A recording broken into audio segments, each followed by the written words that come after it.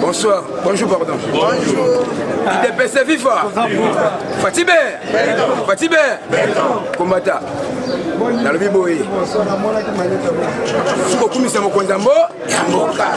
Leto ba Fatibé to ganga bébé. Kokumisa président na biso en désordre. Fatibé. Fatibé. Juna ki anase bino nini. Muso ngabe nunde. Nakinga kati matanga mi. Yoi na famu banda. Mutaimba. Mkungaina. Benza ba bien. Nakinga kati matangi. Nakinga kati matangi. Fatibé ton fou moi boile. Fatibé ta mes fois FCC. Fatibé Olinga, Olinga te Fatibé chef de l'État Ngezola fait Fatibé que je commande si Benwa na parlement Bandogignon surtout il n'a pas pu savoir Boki Bawa Baki Bawa Oh le soleil qui n'a pas le matin Zawa Il y a une mission avec Pidai Bah Chichina Bon peut-être serment Na mis sur le parlement de Bah Chichiwana Bah peut-être serment Na mis sur le parlement de Quitte Mabundi Gilles avant de gagner en désordre Kiti na mabundi Gilles Yebemona a me vendu en désordre. Yo une président chef de l'État a me pesa ba Gilles ba peut-être seulement en désordre. Ou en pidai. Bampa ina muma so ba pidai. Na Congo peut être président Obemo. Fatibé. Bokita bo mata. Puis là tout la bête que peut-être faire la constitution. Peut-être tout la pidai. Peut-être faire la constitution. Mais Kana betu faire la constitution, Sambu na intérêt peuple Congo. Kana betu faire la constitution, Sambu na le peuple d'abord. Kana betu faire la constitution, Sambu na gratuité enseignement. Beta faire la constitution na encore. Bien fait. Beta faire la constitution na Sambu na bumba betu fait, ça na bumba kabila fait, mais le peuple congolais non.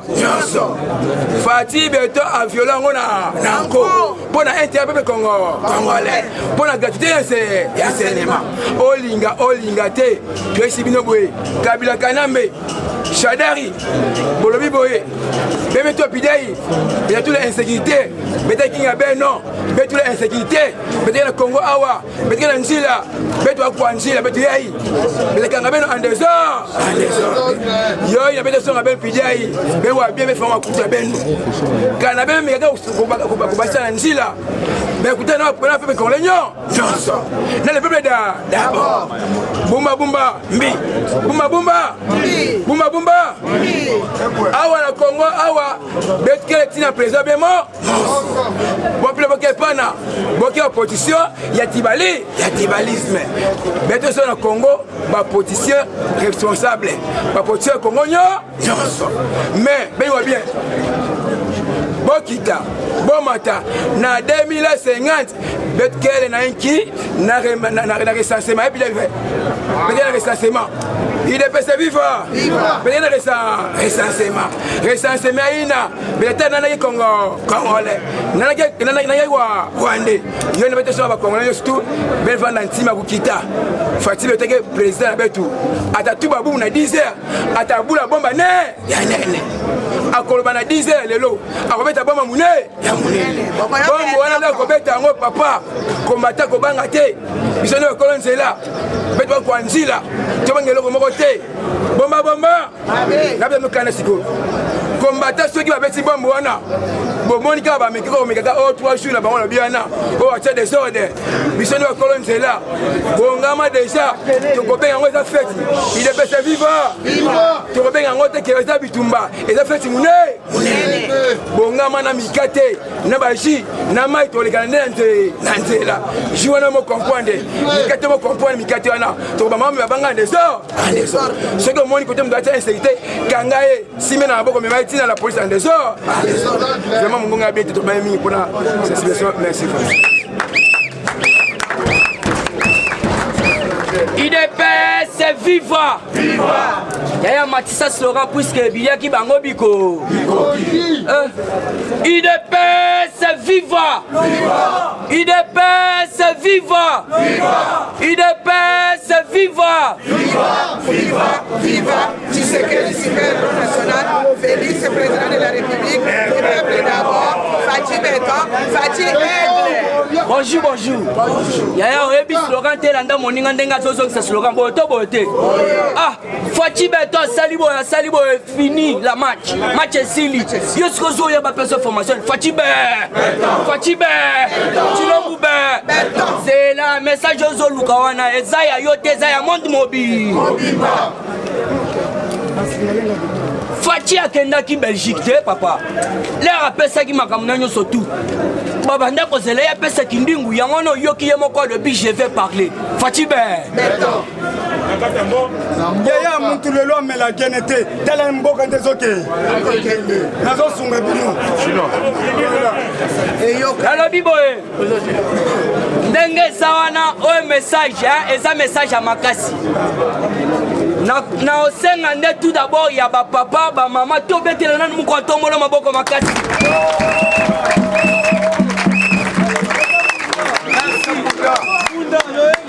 Lukasi koyo lelo radio ya munene oyo ezobimisa son donc wana difficulté akoyoka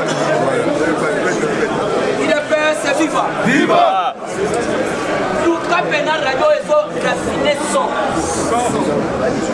osenga nanga pena nde yango wana yo moko ozosentir yango makambo baloba puisque déjà oyo tobengi président ya gouvernement européen Charles Michel. UDPS viva Charles Michel à lobby. Alors il faut landa message à Charles Michel à travers Otobengi message à Fati Beton.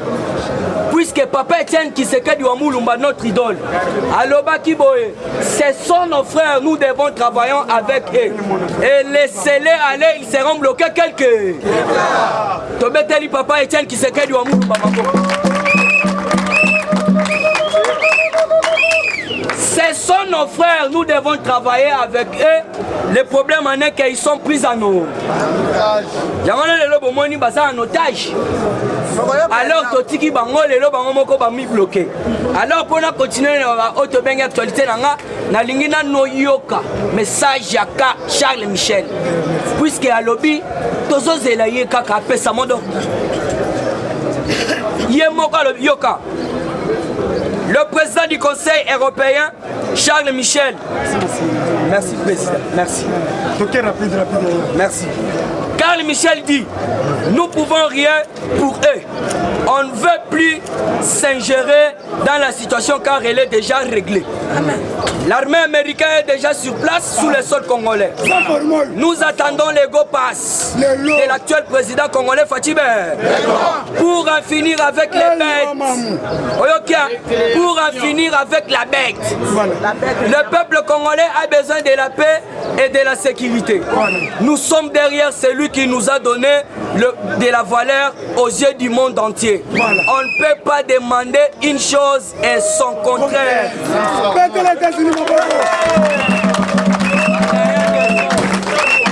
Yoka Fati Chilombu Moma Yoka la communauté internationale ne soutiendra jamais la médiocrité. Nous sommes avec le seul et unique chef de l'État Fati le président congolais Félix Tshilombo Tshisekedi dans toutes ses actions pour l'instauration d'un véritable état de droit où la justice est au service du peuple congolais au nom de l'approche, au nom des poches des individus. Yaya, toi si quoi y a Moïse Katumbi, puisque Moïse Katumbi a opposant le rôle à Martin Fayulu. Lobby peut à qui message, puisque tu as mis qu'on préparer à 2-3 bois pour Namungongo. Mais aussi quoi message à Moïse Katumbi. Moïse Katumbi a comprendre vraiment que notre Tozaka Namboka Moko. Yoka, Moïse Katumbi envoie un message fort au président de la République. Fati mon frère Félix, je te présente toutes mes félicitations pour le travail incroyable que tu es en train de réaliser pour l'intérêt du Congo.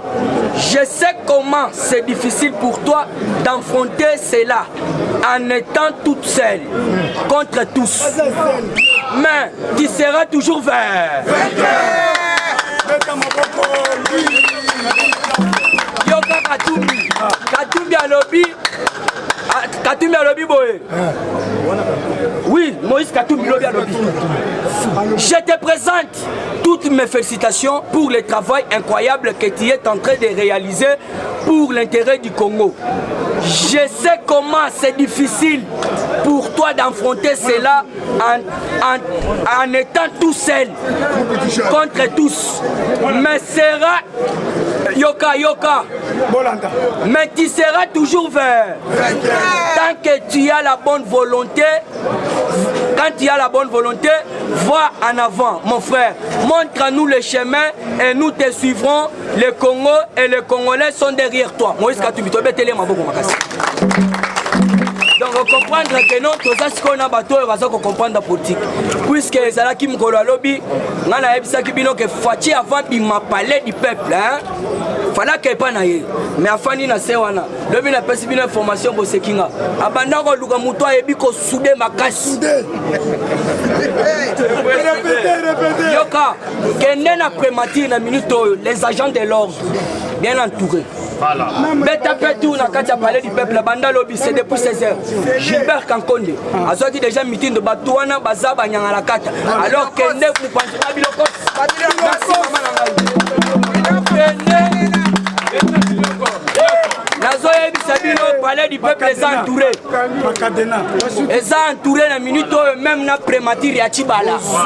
Puisque Tibala ndenge zalaki wana azalaki déjà interpellé la présidence pour déposer des missions na yo. Ilunga, merci. Ilunga, le Congo est fatigué. Alors, pour votre information, Ilunga doit démissionner. Alors, à combien plus forte raison Fouati a causé le conseil des ministres, pourquoi à Monique Bakan frère Nabiso Bazamouté Mamabe. Fouati a fait sa rambon à Bisotolia et sur la caille Panabango. Il y a un moko lobby siko ngamoko na peuple na ngamoko. Il y a un message à zo sala lelo et za ponayo na ponanga. Voilà. Pona ke ko chité. Balobi bato bakendaki ko attaquer prison ya Otobengi Kambai na Beni baza Banyamulenge nde baye ko sala attaque en complicité avec des officiers na biso ya FRDC bakangi bango. Alors pona chité il faut bien comprendre Evariste Bochab ne place dans zo chité Fatibe Tilomboube Evariste Bochab na Otobengi Alexis Tambwe Mwamba donc qui les oyoka na souste alobi Yonon biso na era. Côté peut totali Shadari. Yena mabundo monia bozaba incompétente ba mabuna donc bango na bango ya wana to ebisaka bino. Yaya. Gouverneur ba lobi boyoka ki gouverneur. Alobi ngai na kolanda mukonzambo. Yamboka. Na yebi ordre mususu te. Yangwana yaya. Vérité et yakana escalier et yakana escalier et yakana sincérité. Les lobes tinyo surtout babanda ikoloba. Fatiba nommé Pantin, Placebo, Oboe, Marionnette. Dans les psychologues à la portée de tout le monde. Bayebi que non, le président Saka Yomoko et puis Azana Big Mibale. Kobo Sanate 2020 eza aneda. Attention. On a coli. Papa.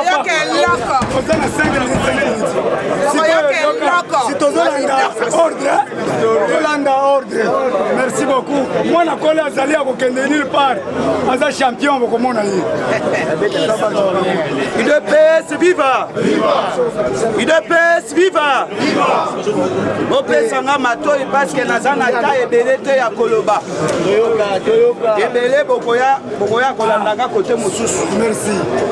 Je pense toloba ki awa que non, la politique n'est pas statique, mais la politique est dynamique.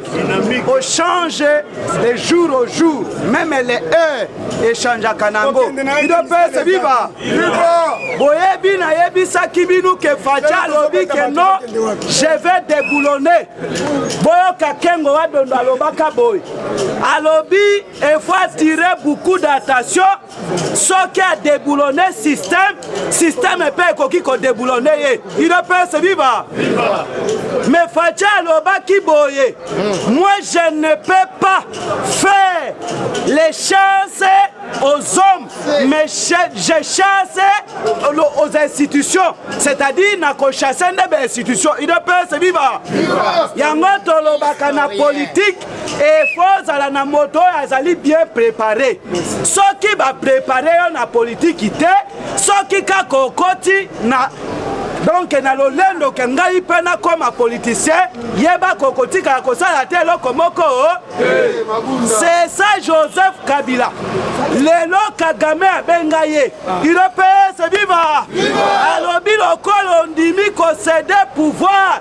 Tika mwana wana asala makambo na ndenge na. Soko tieli yeba koka jambre yeba ke mwana wana aza motema mabe koleka na tatana. Il peut se vivre. Il peut se vivre. Et là quand les gens ne comprennent pas l'homme de Fachi. Fachi aza motema mabe koleka Joseph Kabila. Mais problème est différence entre Kabila na Fachi. Fachi c'était caressé. Il peut se vivre. Moi si ya mabe ayeba kalolenge ya kolenge la moba. Poeta ayeba ba secret ya mobali na ye. Mokola kosala yoku okotika ko comprendre telo komoko. Lelo Joseph Kabila benga ki Fachi azali bébé spirituel ezaboyete. Mais lelo Fachi a commis père spirit. L'esprit de Fachi eza likolo ya Kabila ezana. Lelo Kabila commis vautour, Fachi a commis il ne peut se vivre. Il ne peut se vivre. Tango tozolo ba awa. Bomoni affaire bomoni na parlement. Les gens ne comprennent pas. Nayebisa kabinu ke Ilunga Lukamba a démissionna Mukolo Luamba a démissionnaka. Il ne peut se vivre. Dans le bateau, le bateau. Ilunga Lukamba sa comment lettre naye ya démission bandaka. Ilunga Lukamba zali kopesa Fachi ba pasa no. Il ne peut se vivre. Facha yebisi eboye yoka. Ilunga senga ka Fachi boye. Alobi lokola bato balingi na travailler na intérêt na yote, je vais démissionner. Et en même temps, j'ai nazana lettre nanga ya de yangoyo. Il ne peut se vivre. Facha yebisi vie nazana posa na yo ebe.